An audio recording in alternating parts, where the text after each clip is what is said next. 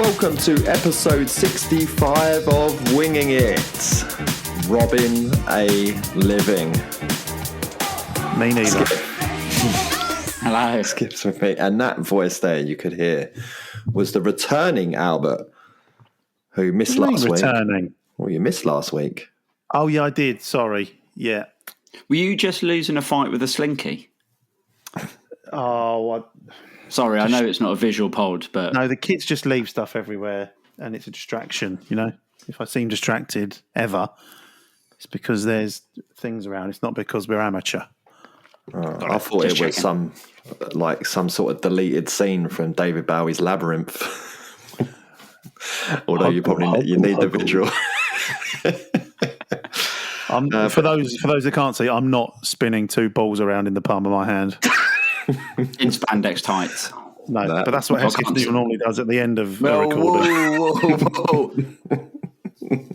I've got to pay extra for that. When are we setting up the Patreon? Yeah, when's the OnlyFans getting approved? Yeah, the Patreon will just be Hesketh cupping his balls. Yeah. I don't like this. Let's move on. Can you let me get this joke off? I've been trying for about 30 seconds now. Mate, you've been trying for about 65 episodes. I haven't got it. I've not left that around. Thanks for listening. Until next time, up the palace. So, Albert, welcome back. But we did have some feedback on the BBS this week about your appearance last week. They said, I thought Albert was brilliant this week. Really upped his game. Fuck off. Thanks, as always, was that? Carl, for standing in. Who What, was it? Carl said that? No. Oh, that's outrageous. Who was it? Redacted. Yeah. Carl said, I don't have to be funny like Albert, do I? And then came up with... I said it was like chalk and cheese, and he said we're playing Fulham this week. It's more like chalk and cheese board, and I was like, Very even great. beating Albert out of pod. Yeah, 6 out of 10. Excellent. Right, we've got a lot to get through this week. Stop waffling. We're going to just go straight into Fulham. Are we going to go straight into Fulham? Yeah, we'll go straight into Fulham. Beer. What check is this? Hang on. I have skipped over beer. I do need to open that beer because I'm getting croaky. You just said you were going to get water. I was, but forget your middle class Fulham cheese board. I went for a water. I've come back with a gin and tonic in a can. Very nice. Up the Fulham. I've got a Daya. You'd be shocked to hear. Haven't had this one before. This is what we did to beat Villa last night. It's called Dust My Broom. That's what we did. Dusted it off and spanked them all over the park again. But we'll get into that after. Yes. Talking of beer, Parsons Green, the White Horse pub, pre-match, arrived, great. See, loads of people I know. I felt really popular. Loads of people said hello to me. It was really nice. Saw plenty of people there who I really like.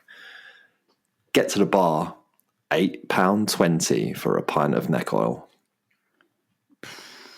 Yikes. More for you.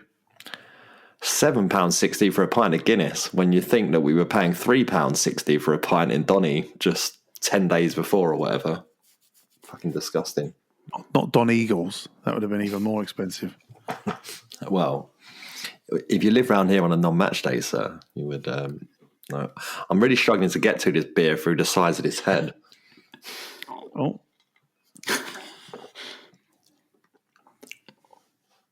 Oh, yeah, it's good.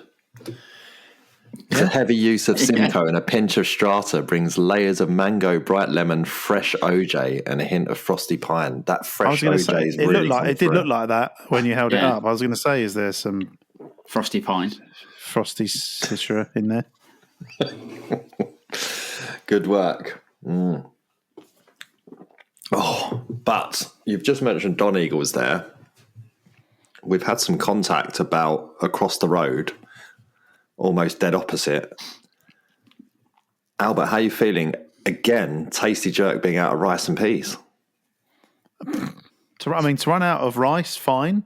To run out of peas, okay. To run out of both is just irresponsible. Happened to me last time I was there as well, so I can only sympathise for who was it that contacted the show? James. Yeah, James Creedy. Yeah, but luckily Palace won. It wasn't a complete waste of an evening, But he said they did have some rice, right? So just white rice. Is that what they had, or was it brown rice? They had plain rice. Plain rice is what he tells me. Normal rice. No, thank you. That's why I didn't go. Yeah, you knew that was happening. Glad you I staged stayed at a home. sit-down protest, but at home. Yeah, Okay. Tasty jerk, do better. please. We'll still be coming back. Or someone who could have done better on the weekend. The cockroaches didn't put us off. The lack of rice. Yeah. The lack of rice won't either. Not a single P to be found is the tipping point, though. To be fair, Yeah.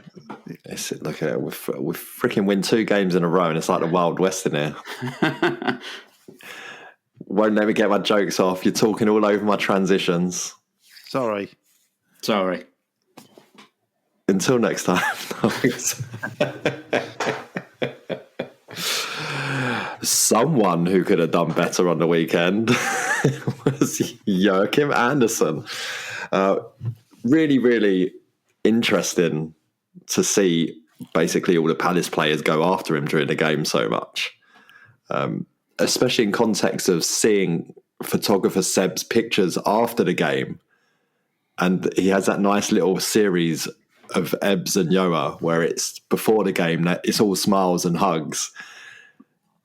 In the lineup, when they're walking past each other and shaking hands at the beginning of the game, Ebbs is just giving him like a dead stare that I've never seen him do. Like, he actually looked like, yeah, I'm ready for war. And then repeatedly embarrassed him. Only then at full time to be giving him hugs again. So I think Yoa probably has to understand, being one of the biggest shithouses ever to pull on a Palace shirt, that the game's the game. Yeah. But it was enjoyable, Hesketh, what should we call it? The standoff when they just stood there and looked at each other for several seconds. Yeah, it was great. I also really like Joe tapping his watch. You have to go and get the ball, mate. We were all good. Yeah. Yeah, that was very entertaining. It's astonishing, really, when you do watch it back, that they both just stood there like no one else came. Yeah. Everyone was just like, oh, yeah, these two, let them have their moment over there in the corner. And, yeah, I mean, you can only imagine the amount of times that Ebbs has absolutely rinsed him in training down the years, that he's just like, I'm not diving in here. Yeah, yeah. I'm not giving him anything. I know what the outcome's going to be, and I'm not doing it in a match. Yeah, I mean, like you say, it was good seeing them wind Andersen up, because he is a big shithouse, and we saw how well he could do at it, thinking back to that Liverpool game with Nunes. But he's also capable of being rattled as well. And one thing that Vanessa said during the game, just before the goal, when there was all the sort of argy-bargy, the ref came over to tell him to stop. And as soon as the ref turned his back, and JP just pushed him again. Vanessa was like, it's great because you can't rile JP because he's just a big goofy like dope, you know. So it was good to see like someone give Andersen a taste of his own medicine, but not get rattled back, especially when he then scores an own goal. You wouldn't have appreciated this being at the game, but on TV it was perfectly sort of staged and shot, that moment, because obviously you had the camera looking across the goal, and they're having all the argy-bargy, and the ref comes over and breaks it up, and JP completely leaves frame. And like you say, the moment the ref's gone, he just like leans back in like a bit like a jump scare, and just gives him a little shove and disappears and just vanishes again. And then 5 seconds later, he's just going in off Yoa. It's fucking hilarious. Yeah, I think that might be. I think his 4th Premier League own goal, because he scored a few for us. He's chasing Lewis Dunk's 7 down at this rate. But Albert, Yo is back in his long hair era. You must be able to appreciate that. I wish I could. I think it's ticking your box more, isn't it, mate? It's just what you get for stepping over my transitions. My segues are ruined. Stepping over your transitions sounds like the sort of thing Glasner would say in a post-match interview. We step all over their transitions. What is it? Is he a gay Austrian now? A really camp Austrian? I don't know. He might be. He does dress very well. It's completely up to him. It's his business. So obviously Yoa scores the OG, puts us 1-0 up, and not loads more. So I thought we were pretty comfortable in the game.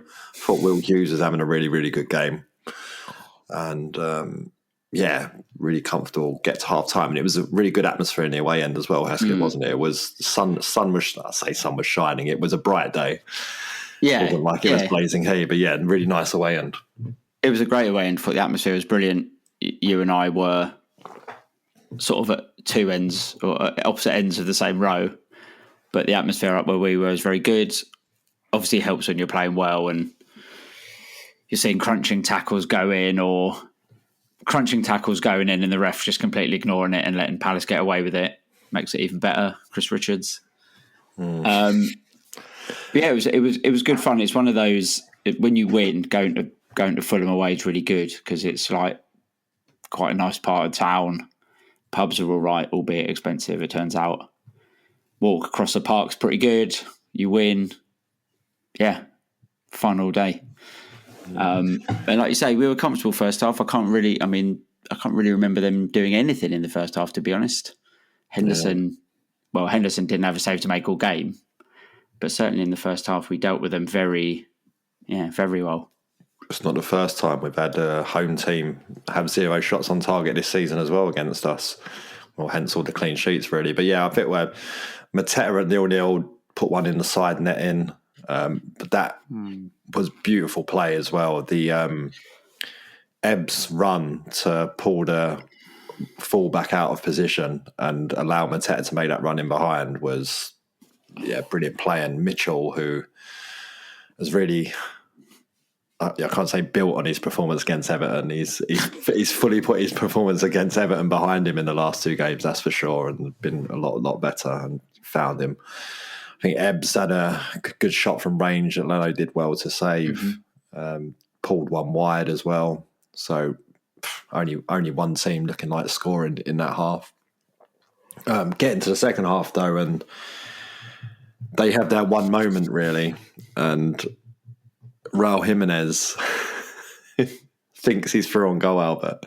Now we've seen this week that Maxence Lacroix is statistically the fastest centre-back in the division by almost half a kilometre an hour over his nearest rival at 34.5 kilometres miles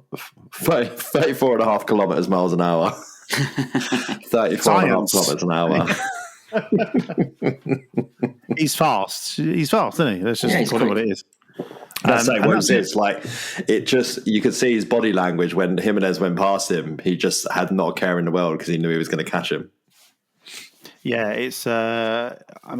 He's certainly, we've been made aware of his pace and his. When we had Florian on to sort of tell us about him, and you saw glimpses. I can't remember what his first game was, but there was a very last minute out of nowhere tracking back tackle and thinking like, fucking hell, he is nippy, and that was when he was still a bit, wasn't fully match fit, and he just pulls them out, once a game, every other game, just to remind us all that he's sort of, that's what he does, and we'll get to yesterday in a minute. He's just a fantastic defender, good in the air. He's sort of creating chances at the other end, and had a couple of, obviously he scored this season and had one cruelly ruled out, but. He's just what a player, and that back three as a whole unit has just been fantastic. So yeah, I think he's a real steal for the money we got him for. And really unlucky not to score Hesketh from yet another corner. good save from Ronaldo. It's harsh to say he should be scoring, I guess, but he really should be. He's inside the 6-yard box, but probably not enough room to find it past the goalkeeper with all the bodies around him, but really good save. Yeah, I agree with all that. I think if you're the goalie, you're probably quite happy with yourself for getting to it and pushing it out. And it was one of those where it could have been pushed out straight back to him or to another Palace player, and we sort of tap it in from there. But what I liked as well was that we didn't let up. You know, we had that chance. JP scored and it was disallowed, which was a shame because the move for that goal with Ebb's little back heel and the finish itself right in front of the Palace fans was great to see and celebrate. But even when that was disallowed, it didn't sort of stop us from playing the way we'd been playing anyway. We just carried on, controlled the ball well, and kept pushing. And I think it's testament to how Glasner's got everyone playing now that we're starting to get everyone back fit. Like Albert said, the back three are playing really well. Munoz is Munoz. And I think the way we countered one of their attacks for that second goal really sums it up. Now, worth pointing out just after the the Lacroix header, it does come to the edge of the box and Lerma absolutely pings a volley, which is going in the top corner. But again, the Fulham defender managed to deflect it wide, and we're all Palace fans. We knew at that point, we were all thinking, they're going to go down the other end and get a fucking equaliser. But didn't quite materialise that. And then we do finally get the second, and Albert, Mateta picking the ball up on the edge of our own penalty area and running the length of the field to find Munoz. I think that just is probably the final tick off the list of things that maybe we thought he couldn't do, and now he can. There's the initial, obviously he breaks away, and it must be just as he gets into their half, maybe just before. There's the initial sort of drop of the shoulder, just to sort of ride one challenge. But then, I've watched it back several times. It's like one of those illusions that you just can't quite. The way he sort of jinks and, goes one way and then peels away and sends I'm not even sure it's the defender who's, I think it might even be, is it Smith Rowe maybe? No, it was Kearney. I think Smith Rowe got off on that point, yeah. The Fulham player that comes in to try and sort of get a foot in, just completely oversails. He's just absolutely done him. And it only gets better from there. The pass is great. And then I'll probably hand over to Hesketh to, I'm sure he's got some things to say about Munoz. From start to end, what a fucking goal. By the way, by the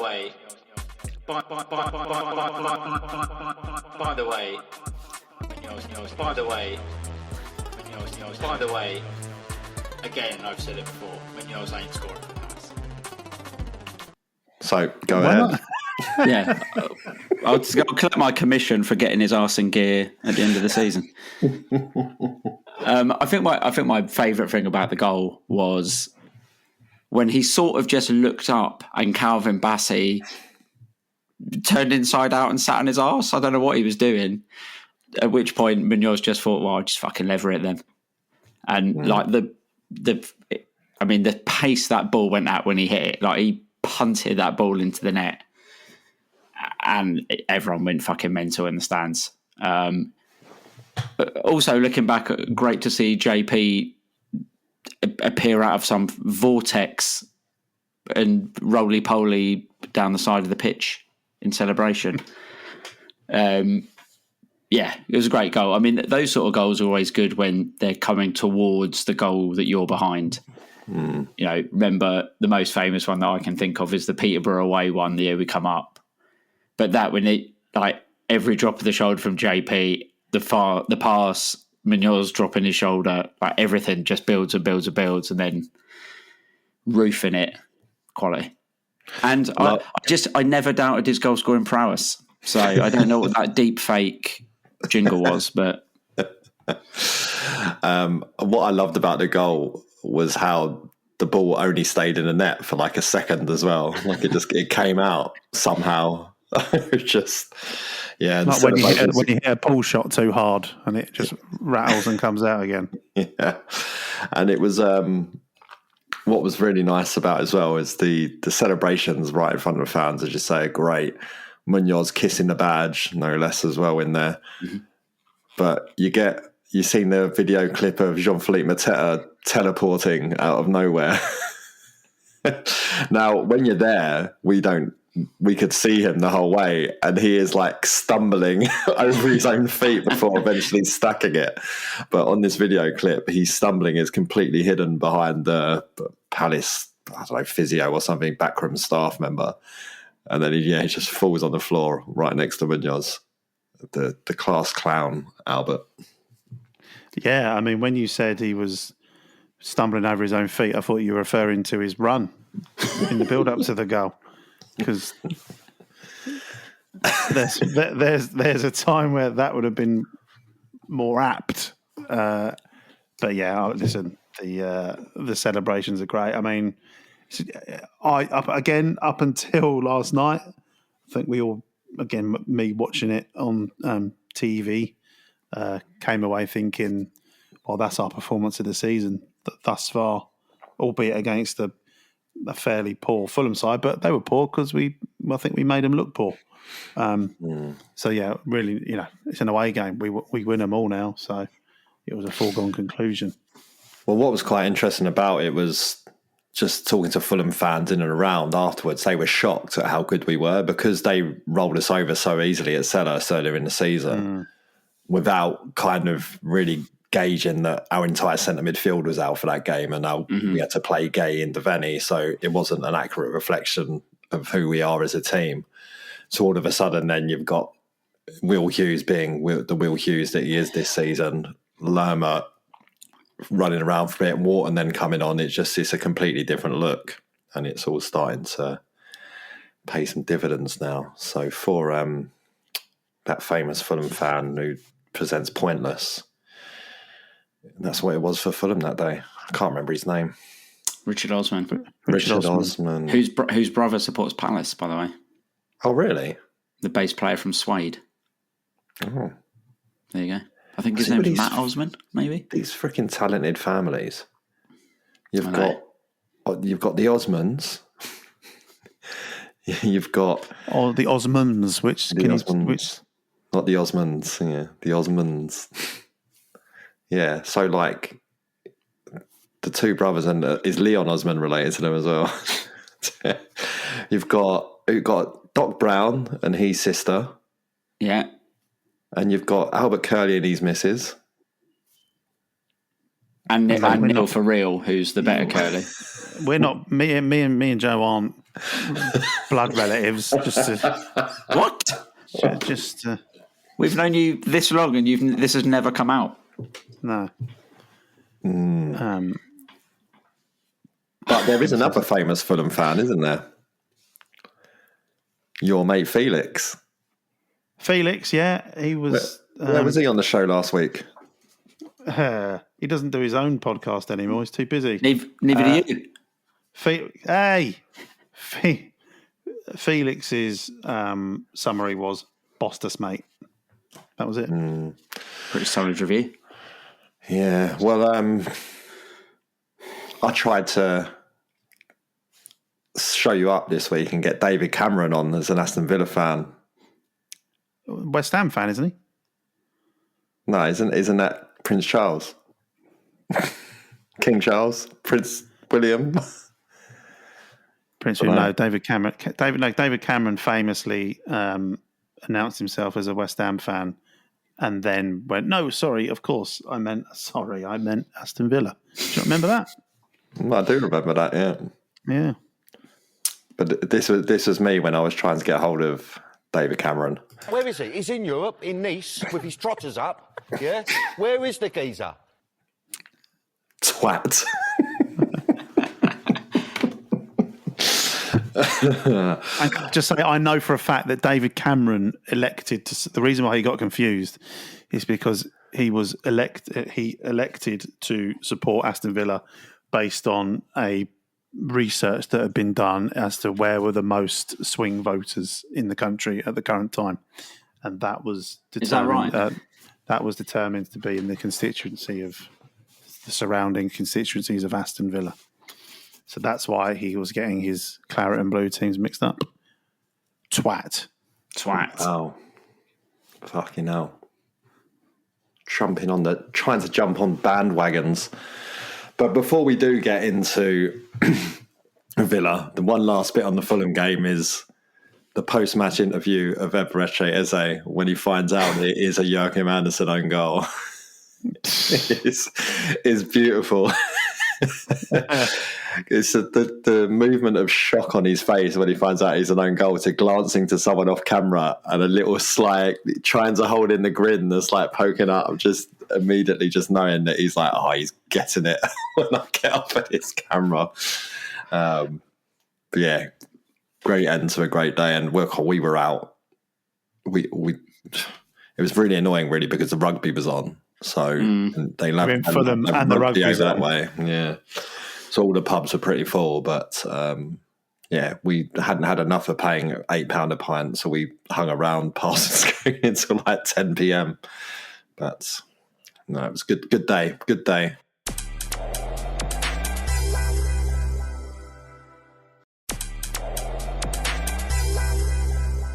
Moving on to Villa.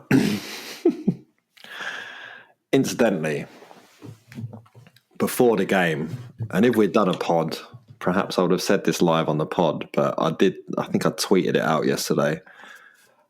I did say in another group that we were going to win 4-0. Right. What was the score? Yeah, 4-1, close but no cigar. But I did also really hammer home our 4-0 by saying we'd be disappointed at full time that we hadn't repeated the 5 from last season. That's also probably fair to say. I mean, that is true. Yeah, so another Aston Villa fan was at the game, and Tom Hanks had this to say about Jean-Philippe Mateta after the game. His last name will become a noun and a verb. It'll become an identifying moniker for a state of being for which there is a before and an after. Not my favourite Toy Story clip. Who do you think he's actually talking about there? I'm getting Donald Trump. Jesus Christ. It's not need to be like that. It was because by the whole thing there was just about Mateta before Glasner, Mateta after Glasner, but no, he's talking about Harvey Weinstein. I don't know if I've ever said this, and this is not a Harvey Weinstein story. Don't worry. Also, Lethal in the box. Oh God! I fucking hate Tom Hanks. Whoa! I hate him. There you go. That's it. That's my story. But whenever I say I hate Tom Hanks, everyone thinks I'm out of order. Do you hate his acting, or you just hate him as a person? You hate his films? We need more. I think he was outacted by. Mate, he was outacted by 4-1 by Palace, like, and now you're jumping all over him. He was outacted by a dog in Turner and Hooch. Fact. I like dogs. I don't like Tom Hanks. No, I don't like his films. I think he's bang average. All of his films now are boring. Like he even played. His last film was about a man who's boring. I don't want to watch that. That's shit. That's it. Anyway, before we go, this is not a film podcast. I apologise, but I don't like Tom Hanks. So fuck him and fuck Aston Villa. What's wrong with Forrest Gump? Yeah. I don't like it. What was wrong with Big? I mean, you know, it's just not for me. He's made himself big. Okay, that's going to be it for the rest of the show. It's not for me. It's not for me. I'm a Kurt Russell guy. Okay. All right, fair enough. don't like Tom Hanks. Message received loud and clear. Someone I don't like is fucking Sam Barrett, who was the referee last night, who was also, incidentally, not that these things are related in any way, shape or form, was also the referee at Brentford away this season when Eze's free kick was disallowed. Fucking hell. Well, that explains a lot. Third most fouls this season given against a team this season. Mainly for John McGinn falling on his fat arse constantly. 6 fouls John McGinn got. Fucking ridiculous. He'll just wait for a little tap from behind and that was it. On his knees. Dreaming of England. So just ridiculous. Utterly ridiculous. I mean, he was, and he fucking always moaning in the ref's ear as well. And the only saving grace is if we had Jared Gillett on VAR, not Darren England, because if it would have been that combination, we would have been proper fucked. We'd have been relegated.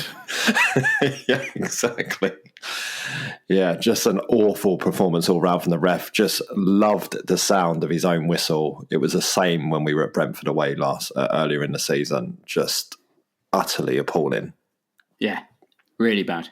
I'm surprised he didn't give Will Hughes 12 yellow cards. Well, he would have tried, and Will Hughes did pick up his 10th for the season. So he's out the next 2 Premier League games, although out of all the games you could miss, probably Ipswich and Southampton are the ones that we can probably let him have a bit of a rest for. It's exclusively Premier League games. I assumed one of the games would be this weekend, but... Well, when he gets sent off against Millwall for crunching someone in the midfield on the weekend, it will probably be a 5-match ban then.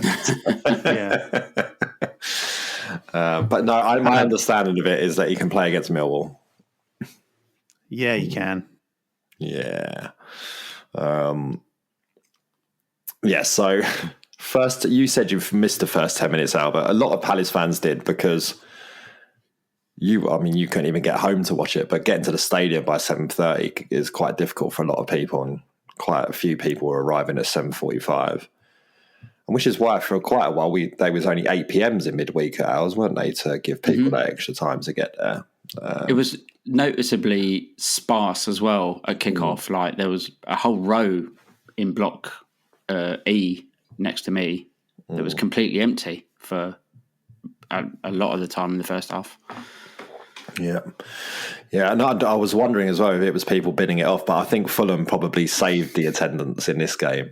If we'd lost to Fulham, I think a lot of people wouldn't have bothered on the night. But obviously, the good result of Fulham and then encouraged people back, and the performance of last night will make them stay. That's for sure. But the first 10 minutes were Villa came out really well, I thought, and. Had a goal disallowed. I mean, he was comfortably offside. But I thought we had another Spurs under Roy Hodgson on our hands when Martinez was just standing there with the ball at his feet, waiting to be pressed, and Mateta just refusing to press him. But Hesketh, there was a big difference between those 2 games in the sense that once we did press, it was with a purpose and very deliberate triggers, and we were trying to set traps, which often worked really well on them. So it wasn't quite the crowd weren't booing like they were under that Spurs game. Yeah, that's it. And I think, like you said, the first sort of 10, 15 minutes, Villa were finding a lot of space for our midfield quite easily and getting round. Watkins was making some really good runs.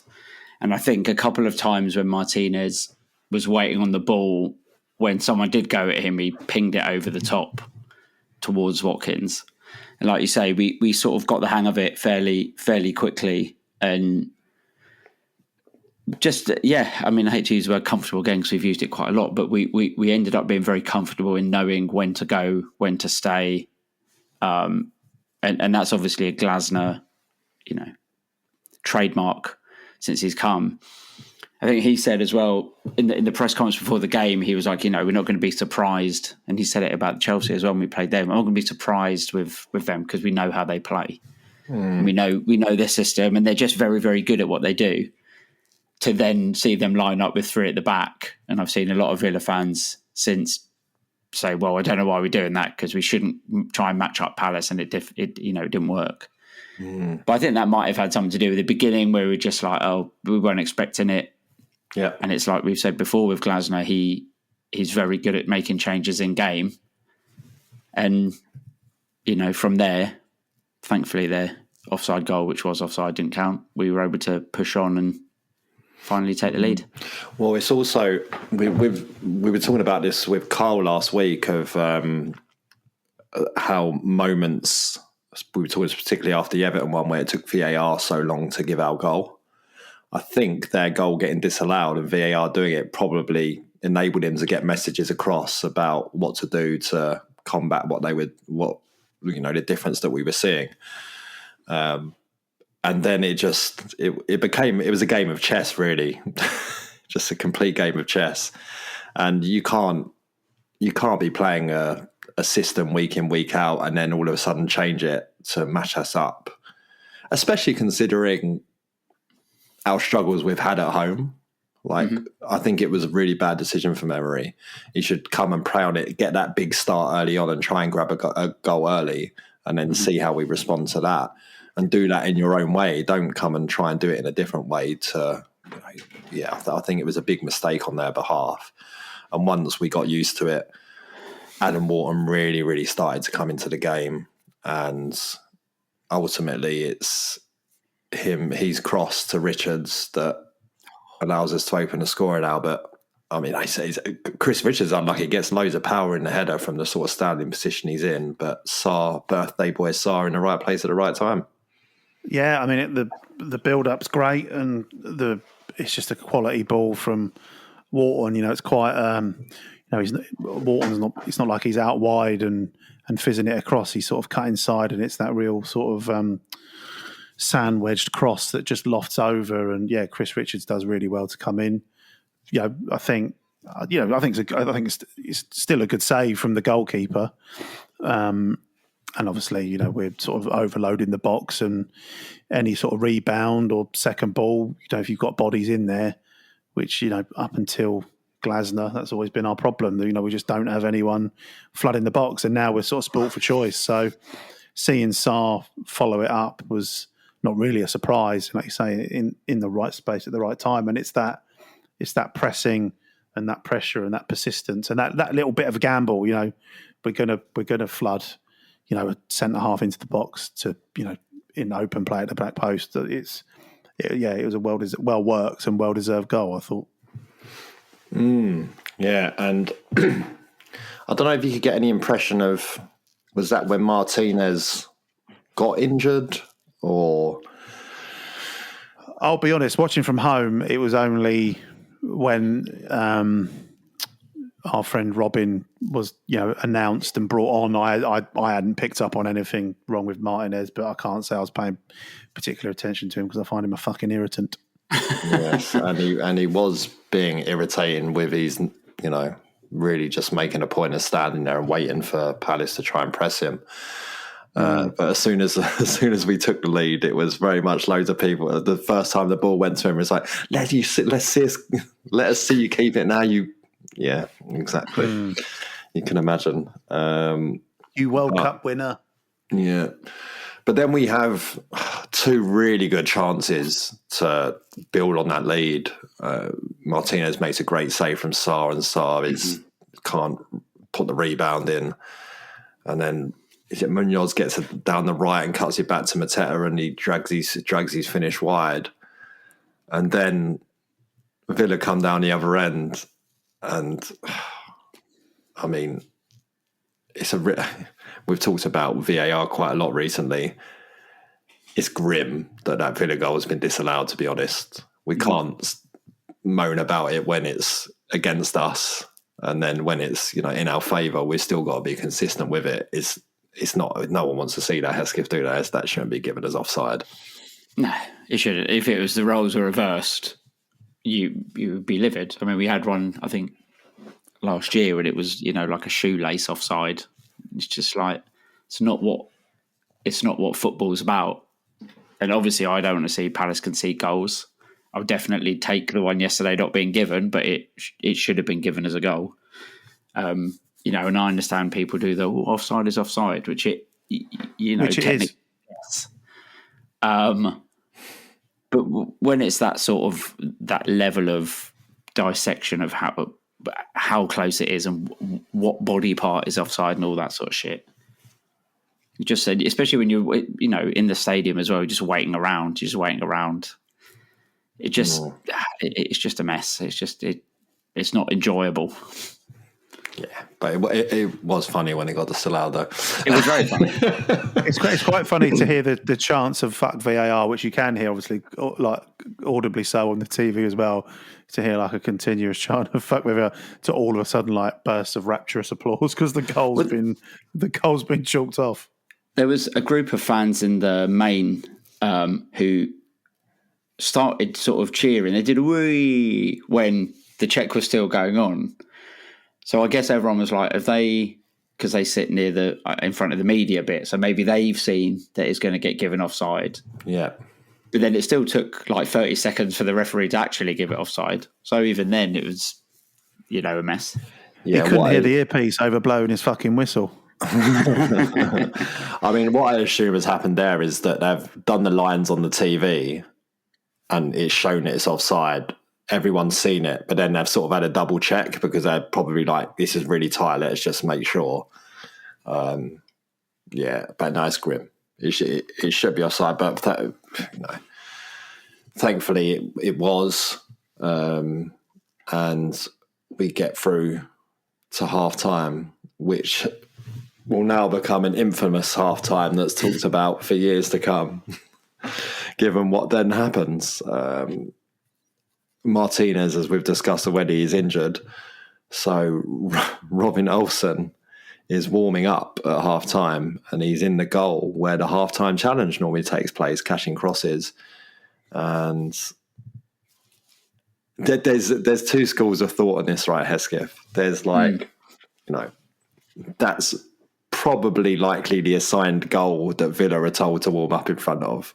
He is a footballer coming on to do his job. And he's in there warming up to come on in the second half, but that's far too logical. We don't want to discuss that. How do you think the guy at the mic handled it? It feels bad, doesn't it? I don't even know his name. I know he's quite good as well. I actually quite like him, but he's the new Grierson. The new Grierson. I thought it was quite funny. We've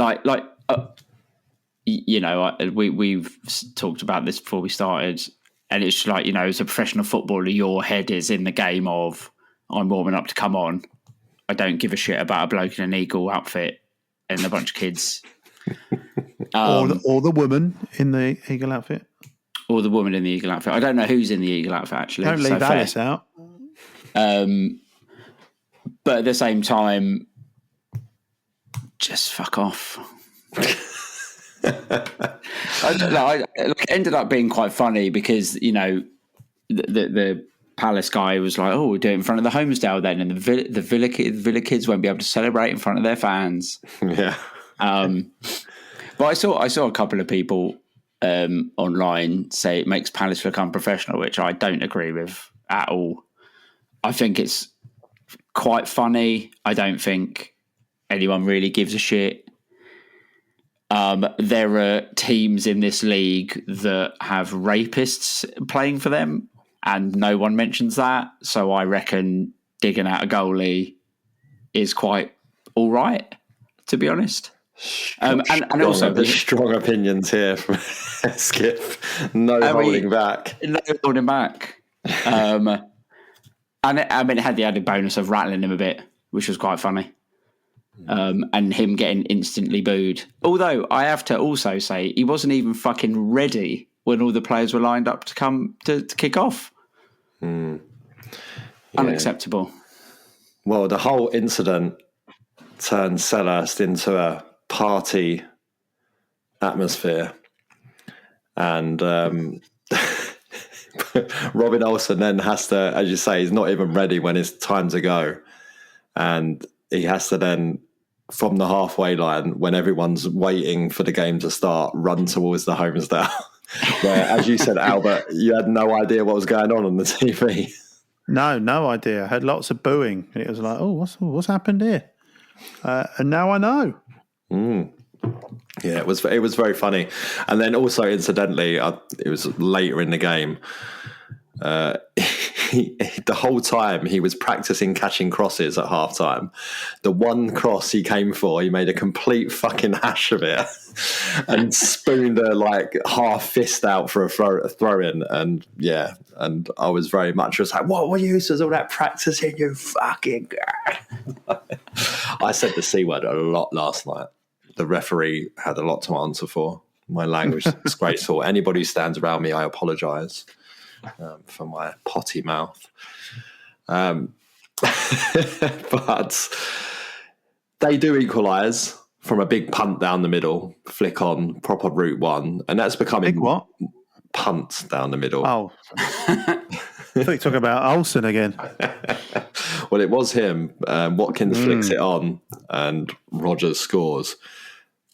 I mean, probably could defend it better, to be honest, but this route one down the middle is becoming more and more of an option in Premier League football these days because of the spread of the pitch and how players are positioned on it, especially when it's a team who's passing out from the back and you've got half your squad up the other end of the pitch. It can create problems. And it certainly makes it interesting. You have this blend of really modern football with sprinklings of old school. It was very Bright to Right-esque, wasn't it, in that sense of, or Shipley to Johnson kind of thing. Although Shipley needs to leave his Johnson alone, if we're being honest. But, and I think Glasner talks about this at the end of the game quite a bit, it was really nice to see the reaction, Hesketh, wasn't it? Because you don't we could have folded after that. The crowd got a little bit nervous. You could sense it. They was like, oh, we've given away a goal. We've missed loads of chances already in this game. But the opposite happened, really. Yeah, and I think, as much as you don't want to make a big deal of the home record this season, it gets mentioned all the time. And we're obviously aware that we don't win very many games at home in the league at the moment. So seeing us miss those chances and then conceding pretty early on, I mean, no surprise to hear that I was thinking the worst. But we just, it was like we just didn't let up, we just didn't let up at all. And we kept the impetus going. I think Wharton having at that point completely warmed up into the game was massive because some of the passes he was playing, there was a pass, we did a little 1-2 with JP, and then on his right foot pinged a ball that chopped, 2/3 of the pitch up to Ebbs, who unfortunately had a crap touch. But stuff like that, it really, you can see us building on that impetus and the players are really confident. And, it led to a fantastic second goal, which I was worried was going to end up injuring Sarr and Eze. Thankfully, they both made it up. But when it fell to JP, as soon as he wrapped his foot on that, you knew that was in. It was absolutely fantastic finish. It's very, very picturesque as well, the way he had to loop his run around to get the ball, wrap his foot around the ball, and it left his trajectory straight to the corner flag for the big old boom. Brilliant finish. And Salah hasn't scored tonight against Newcastle, which means that him and Salah are standalone with 8 goals in the calendar year in the Premier League. So when you're keeping pace with Salah in the form he's in this season, that's something to write home about for sure. Albert, on the TV, we were all furious in the ground that whoever took out Sarr didn't get a yellow card at least. What did it look like on the TV? Was it bad? Yeah, it looked certainly a yellow card. I don't think it was, certainly not more than that. But again, it's just another shit bit of refereeing. It's just because it's the phase of play has ended in a goal. You pull back phases of play to book a player after you've let an advantage go. That's whether it has or hasn't worked out. But yeah, and it didn't look good for a while. There was definitely a period where you think that's it. That's the end of his game. Considering that he'd already scored and it was his birthday, you think that's probably the end of his night. But it was good to see him get up and carry on. Yeah, he really wanted to. He made them take as much time as possible, and it was probably just something like bone on bone or something, and it's ended up hurting him. Happy birthday! But one of those ones that after like a minute, 90 seconds, whatever, the pain just sort of numbs out a bit, and you can play on. And it was a good job he did, because he adds the third for Palace. Really interesting passage of play, Hesketh, because Munoz on his third attempted cross, it was like a really bizarre period where he just would not give it up, refusing to let the ball go out for a corner. He was just, he was really determined to get an assist from that. To be honest, with all the VAR as well, I was like, there's about 17 phases of play with Munoz alone. I've got no idea if any of them are onside or not. But yeah, he was, it was good tenacity, and a lot of the highlights I've seen and only cut out, but Wharton does an absolutely unbelievable bit of control to bring it on his sort of shoulder and down to pass it to Munoz. Like you say, finally, third time lucky, gets his cross in, and it's just a nice little dink and a fantastic finish from Sarr. I mean, great technique. Again, much like where I'm stood, much like Mateta's, you could see that was a goal as soon as it left his boot. And he deserved it, Sarr. I thought he was really, really good. I think it just gets better and better for us. He's in such good form at the moment. It's not a surprise that he's come away against a good Villa team with 2 goals. So a nice, like Albert said, nice little birthday present for him. It's certainly interesting. I mean, I won't dwell massively on VAR again, but the fact that they even looked and tried to disallow that goal was disgusting, really. What they were trying to do with his head. His feet were so far behind the last defender. It was incredible that they even thought to look. And thankfully they did get. But I was saying when they were checking it, I was like, it's impossible he's offside, because Adam Wharton passed it to him, and there's no way he's mistiming a pass and getting one of his own players offside. So he's got to be onside. And as it turned out, it was the perfect pass. Who shocked us? That's all you need. Yeah, exactly. So brilliant finish. 2 goals to the birthday boy, and really put the game to bed in that sense. And Villa were then massively chasing the game, and just left spaces left, right, and centre for us. And we're just at this point accruing what is the highest XG we've had in a game since 2017 at Selhurst Park, which was quite interesting, because when I heard since Bournemouth, I just assumed it was the 5-3. But alas, it wasn't. It was the 2-2 draw at home in 2017 that was a slightly higher XG. But our XG was 4.19 last night, which is ridiculous, really. When you think of penalties, 0.7. It's incredible, really. That what we really could have done with it, if you think we put those chances away in the first half, could have been a real big hiding. And Mr.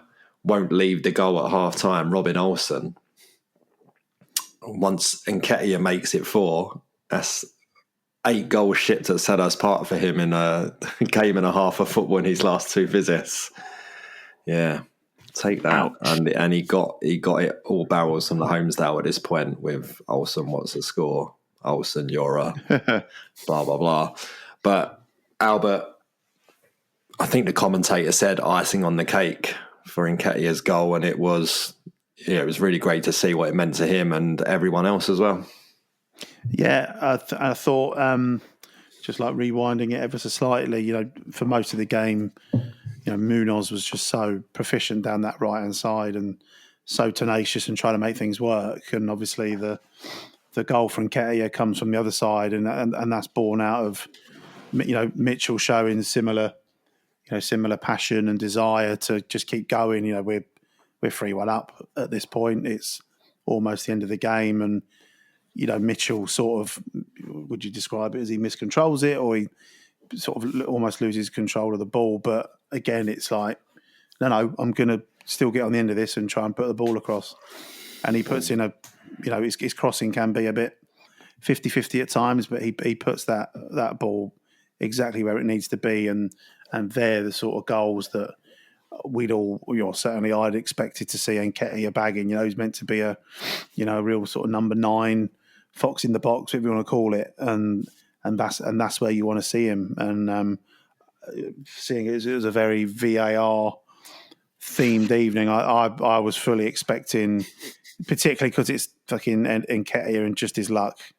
I was like, this is going to get chalked off, but obviously it wasn't checked for very long. And again, he allowed himself what I'll describe as a big grin, and all the other players pushing him towards the Holmesdale and reveling in it. So it's great to see him finally off the mark, and obviously it's his competition this weekend, so I think we can expect to see a couple more.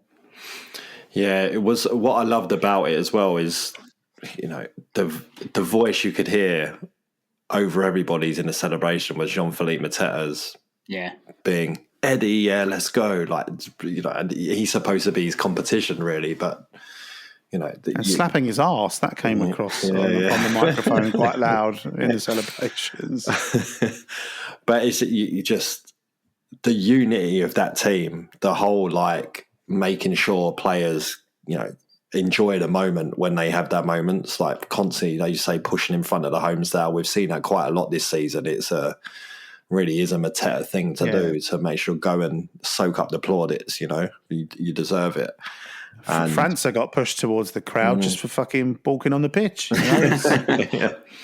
But it's nice, right? It's understanding what the important moments are, and it's not necessarily always scoring a goal or anything like that. They would have known France's struggles to get back on the pitch, and he's still it's still going to take him a while, in the sense that he's still got a long way to go to get to real match fitness and be able to play at the levels needed to be in a system like Glasner plays. Yeah, I agree. It's great to see such a togetherness. I think Glasner said it after the Fulham game when he was talking about JP's silly celebration from Munoz. I've got the quote here. He said, JP was so happy and rolling on the floor, smiling like a child. I love these emotions. He was really tired, and you see a 100-kilo guy rolling on the grass, smiling and having fun, even though he didn't score. That's a response and commitment of the group, and that's why I'm enjoying it. And it's that sort of thing where it's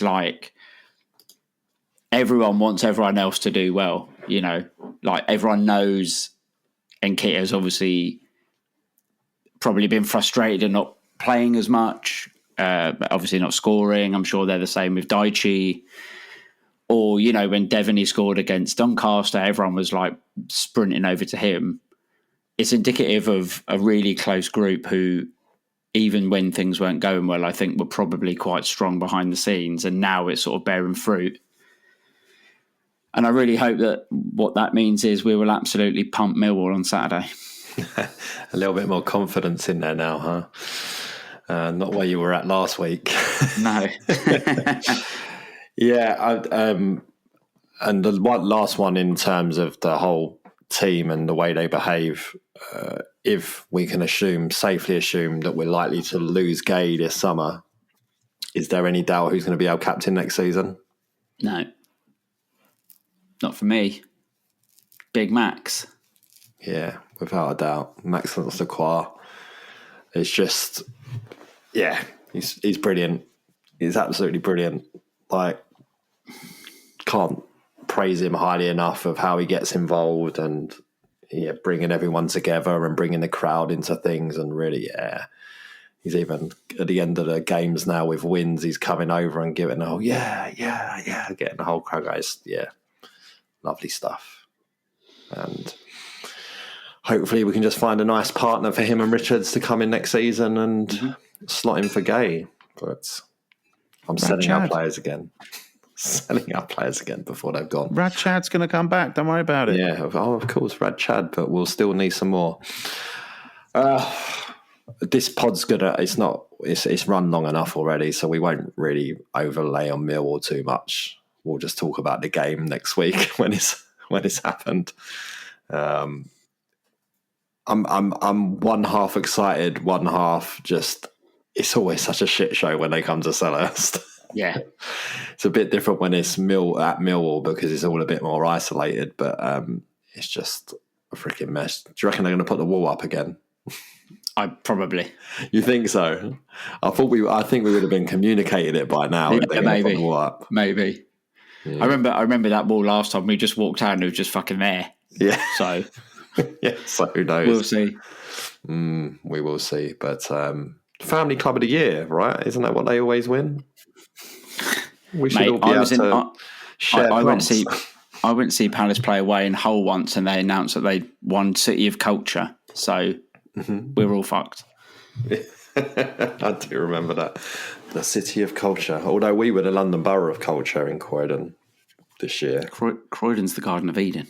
And then no money to spend on it. So basically nothing happened. We put some giraffes up. That's about it. I like a giraffe.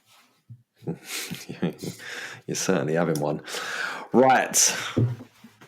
Brilliant stuff. 2 victories to discuss. I mean, they could have been individual pods on their own, really. And I feel like we've done Fulham a little bit of a disservice there in giving that game a proper deep dive. But alas, it was the last time we got to discuss 2 wins on the same episode, if ever.